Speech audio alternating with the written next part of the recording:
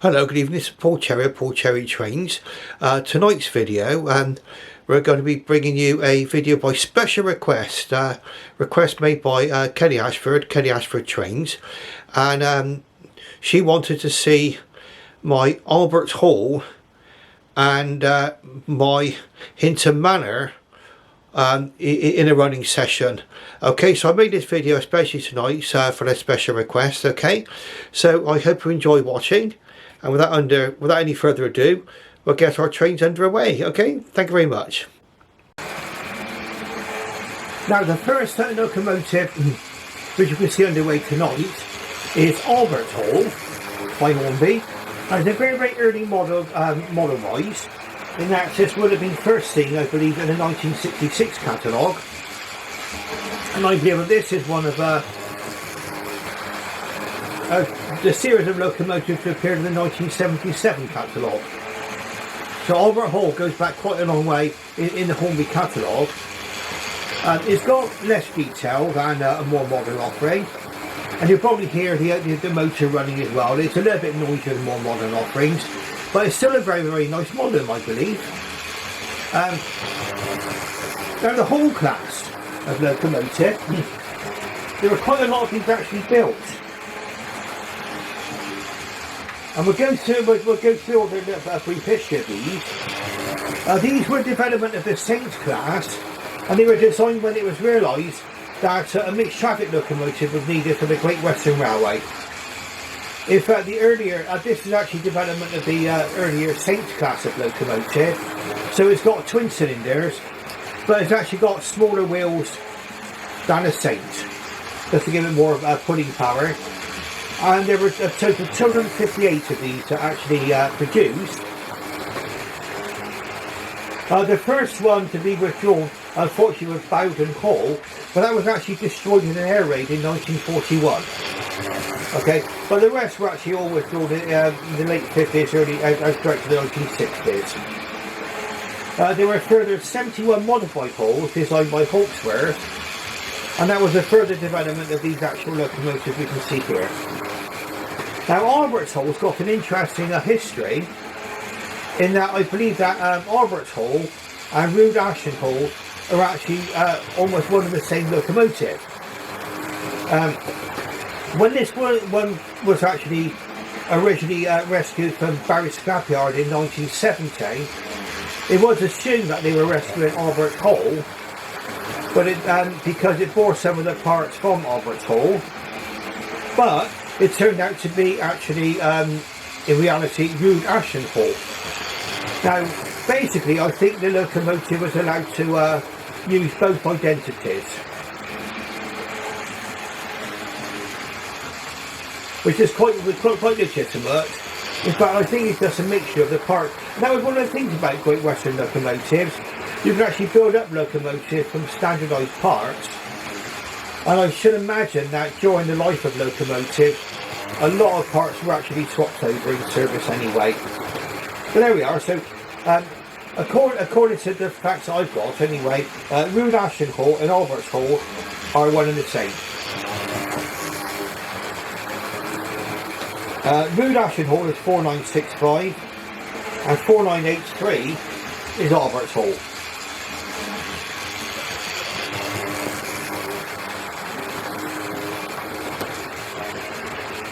And I'm going to be looking out for Rood Ashton Hall. It's going to be when funds permit.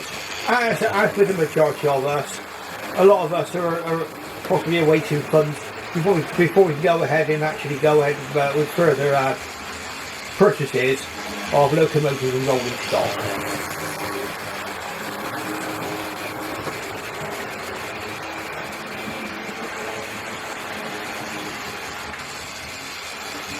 And it's my belief that one of these were actually made into a Saint class, and I think that one is Lady of Legend. And in fact, when Hornby wanted to make the actual Saint class model, what they did, they used a lot of the basic model of the Hall class, and basically used that to make up a Saint class. And so we can have a look at a St class in another running session. In fact, I have got videos of my St classes running in some of my earlier videos.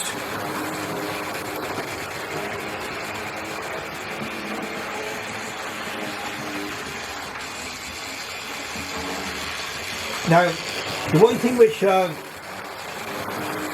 needs to be recognised on these older models, they only pick up from 4 of the driving wheels.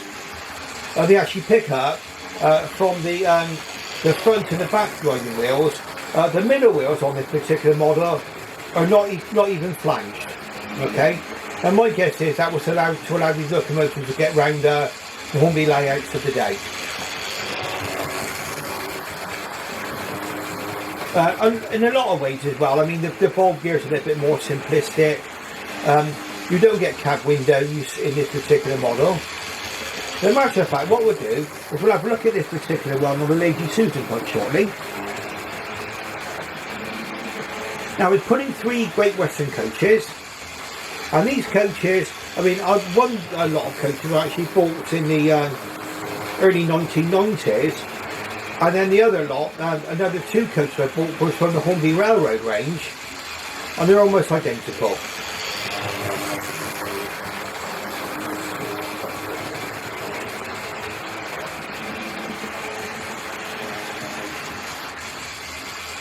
And you can see that this one, when it's running over the curved points, it does have a slight sort of interruption to the power supply as it goes over this one here. I suppose it's one of those instances where a couple of extra pickups might have been handy, but I think it's put another very, very good effort considering it's a model from 1977.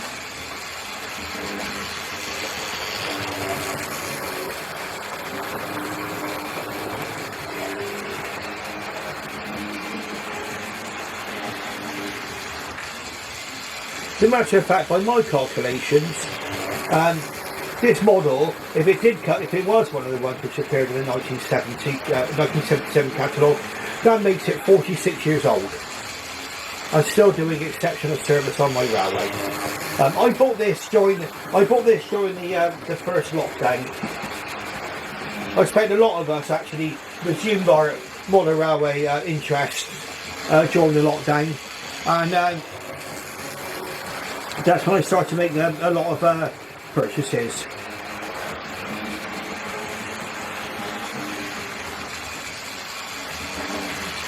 And in fact, this was settling down quite nicely now. In fact, it does seem to have settled down quite nicely running over these points now.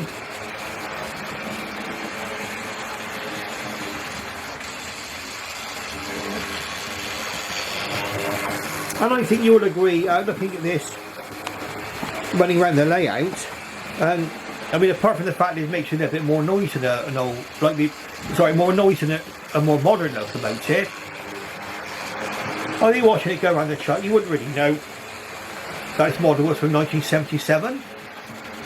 And there was quite a few clever tricks in the actual detail of this locomotive. And I think it's time that we had a little look at this one close up and personal. So we'll just run her down. We'll run her into the station.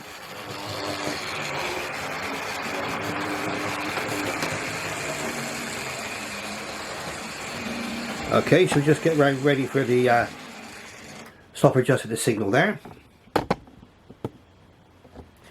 Okay, so what we're going to do is we're going to run this one into the station, and we'll hope it gets over the points okay. It should do. I mean, I'm just going to give it a little bit of extra welly just to get over the points. And like I say, I mean, these models are still worthwhile to have. And it's certainly running an awful lot better than it was when I first bought it. When it arrived in lovely condition, presentation-wise, but it has needed a fair bit of TLC to get it up and running in the way that I'd like it to be.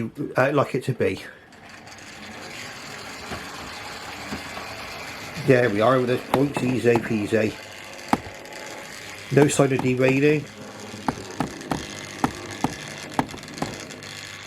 There we are. So we can see the 2 locomotives together now. So that's Albert's Hole End in the foreground in BR lime green with the lake crest. And behind it is a Hinton Manor class locomotive, and that's in all plain black with the early crest. Okay, so what we'll do then, I think we'll give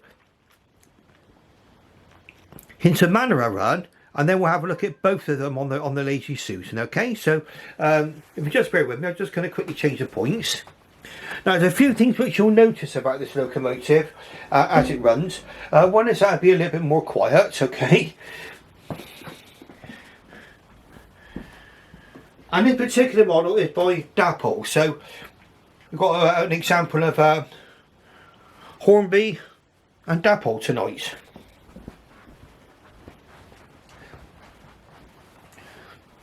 Now, for any of you thinking of buying one of these Dapol locomotives, the Manor class, I can highly recommend one. Okay, really, really nice. Let's watch her come out to the station. As you see, this one's going over the points quite well, on account of the fact it's got extra pickups in it. I think it's got pickups in the tender as well in the locomotive, so it enabled it to go over points without any trouble. Earlier locomotives from Hornby and Batman usually had pickups on the actual locomotive driving wheels. It was quite rare that you would get additional pickups. I think probably the only one, well, the actual Dean Single had additional pickups on the front bogie, but I don't really know if the original Triangle one had additional pickups. But really, certainly on a 460 locomotive, like Albert's Hall from Hornby, you would normally only get pickups on the actual driving wheels. So just watch this one go around the track, and we'll talk about the Manor class.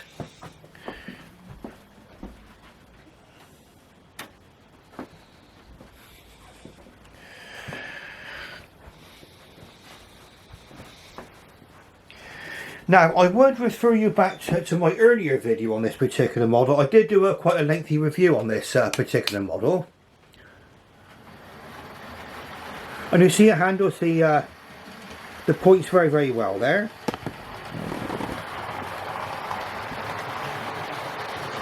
And the other set of points on the opposite junction quite well, so it's ready for the country station quite well. Very, very nice this. Now, we're looking at the smallest and the largest of the mixed traffic locomotives. Okay, the Manor class being the smallest and the lightest, and the whole class being the biggest. Now, the middle one was a Grange class, and you saw that in my last GWR running session. That would have been Derwent's Grange, and if you put Derwent Grange alongside this particular model going around the track now, you will find that they look very, very similar to each other. The only difference is in the size. Now, the reason why the Manor classes were built was because there were certain weight restrictions on the Great Western Railway on certain lines. Now, what these were designed to replace was the moguls. The 260 moguls. It's a 460 locomotive here, and in fact they used a lot of the parts from the withdrawn moguls. By the time the Manors were actually being designed and built, the moguls were actually being in use for quite some considerable time. Now, initially, the Manor classes, for some people, did not live up to expectations.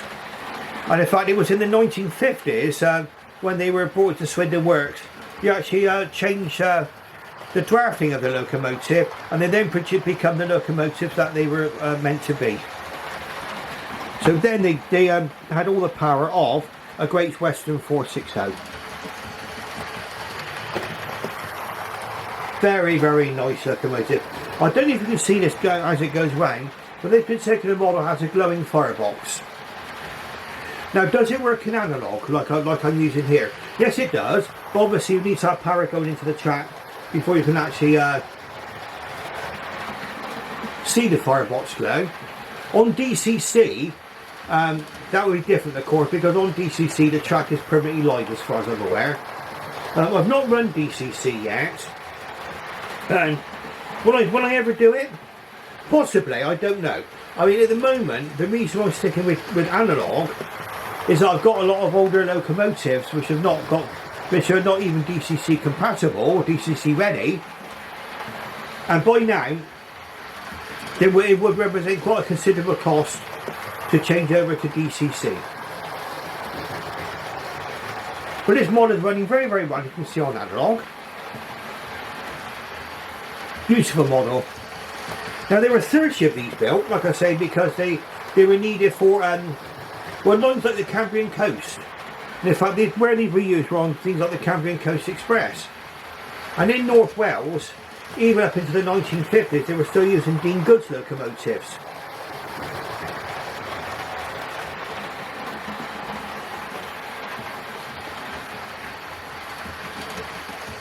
A lot of these are in preservation. In fact, I believe 10 of these are in preservation.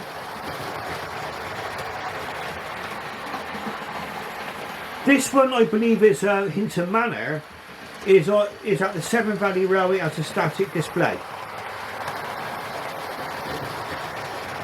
So it does live on. So we're looking at 2 locomotives which actually made their way into preservation. And whether or not a locomotive would be preserved was really, really down to a lot of luck. If you imagine that when steam came to its brutal end in the night, well, certainly on the western region of British Rail, I mean, they suddenly they were going to have the end of steam at the end of 1965, but they actually went on until March 1966 because the Somerset and Dorset Joint Railway had to still be kept open, and that had no diesel traction. So steam carried on, but really by March 1966 steam had been completely eradicated from the western region of British Rail, which was the successors of Great Western. But then a lot of these locomotives ended up at the scrapyard in Barry, which is where they were actually rescued from.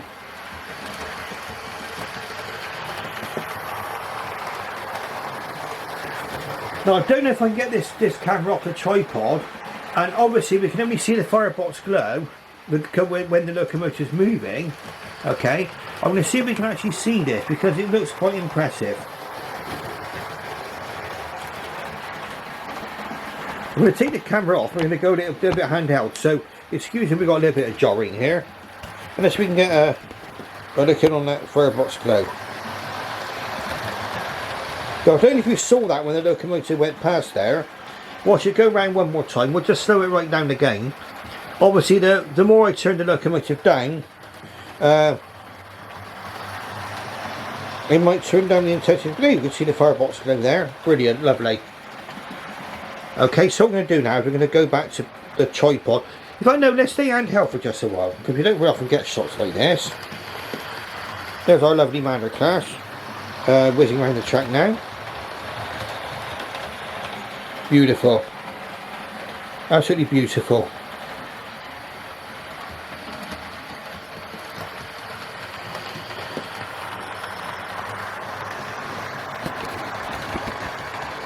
And there's a view of the wonderful Albert Hall. Lovely. Okay, so what we're going to do now, we're going to go back onto the tripod. So excuse any jarring. And I think, pardon my that piece of cloth lying on the floor by the side of the layout. That is in fact one of my shirts. It was hung up, but it hung up on the wardrobe door, but it fell down. So hence it's there. I forgot to move it before I started filming. So I do apologise if that's being a little bit of a distraction. But as you can tell, these are all shot practically live here.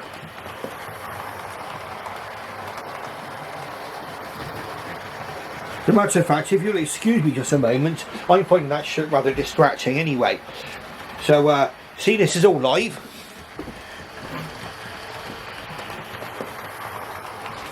There.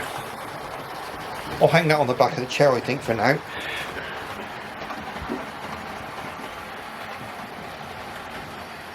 Right, so I think what we'll do now is we can have a quick look at both these locomotives on the Lazy Susan. So we'll just stop the filming now.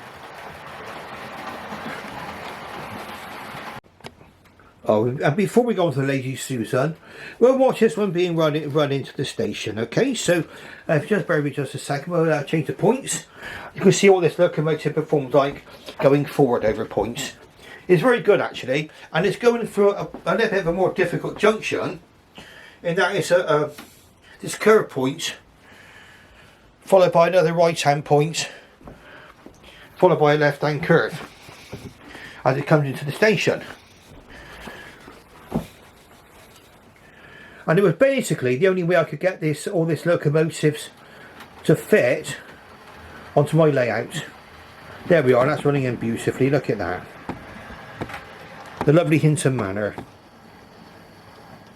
There we are, we've got them two together now. So we can see the two locomotives together. Beautiful. Right, so just bear with just a moment. Right, so here's Albert's Hall up close and personal.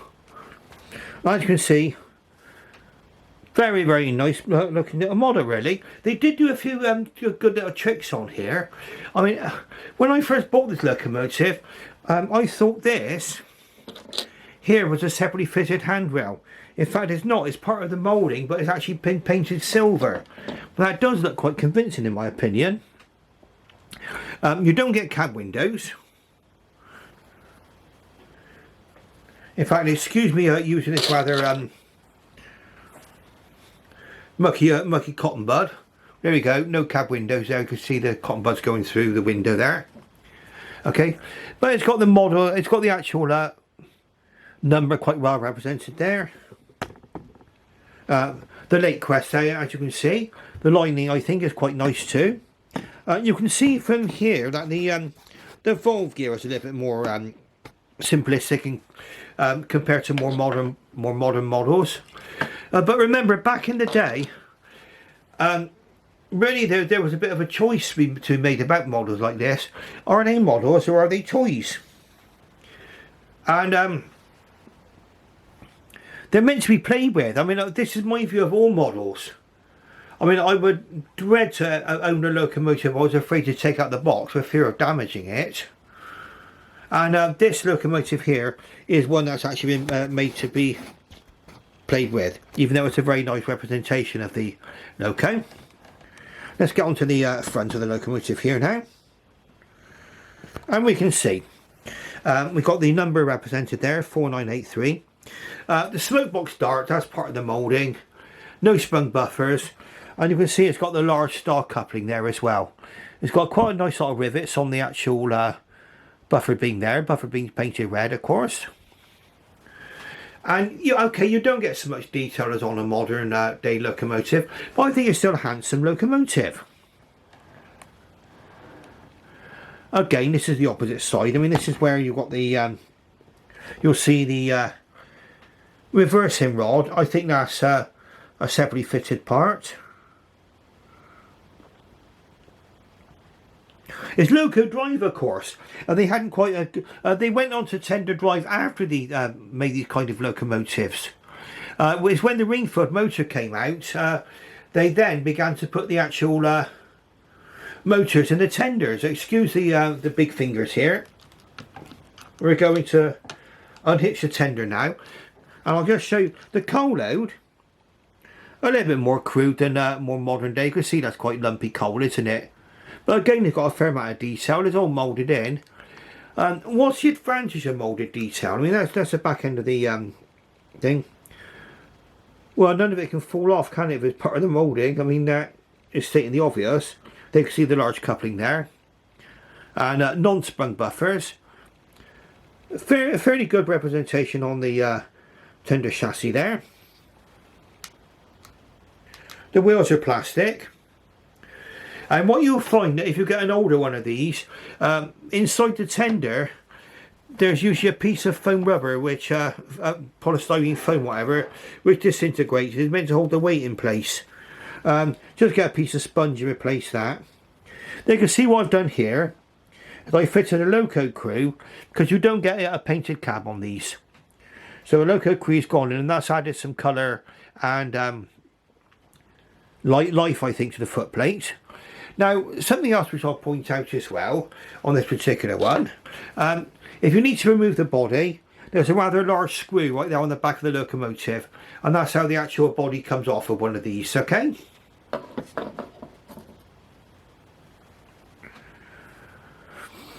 So that's a lovely Albert's Hall there, up close and personal. Absolutely lovely. The tender just hooks on. I mean, there's no electrical connection between the tender and the locomotive. You can see there's just a hook there. Okay, that just hooks on this eyelet on the tender here. So that's our locomotive reunited with its tender. And we'll see if we can get this one back on the track again. When you come back, I'm just going to turn off the camera just briefly. And when I come back, you will see Hinton Manor. Okay, so now we're looking at Hinton Manor, a model by Dapol, a very recent release. Now, obviously, it's a much later release than my Hall class. And there's certain things you get on here. I mean, I'll go through. Must be like a kind of typically. I mean, there may be things I've failed to cover on this particular one. But first of all, let's have a look at the livery. Now, this is in plain BR black livery. I bought this especially because I like plain black. Okay, I went for that. There is also Hinton Manor, which is available in lime black if you prefer that. Okay. Now, certain things that made this model stand out was the safety valve cover was one. That really shines and stands out. And in fact, the black details there, this locomotive actually pops. I mean, it really does. It's a really nice model. You can see that it's got the early crest on it. Now, this locomotive had quite a lot of desirable features on here. One that has got the firebox glow, as you probably saw in the running session.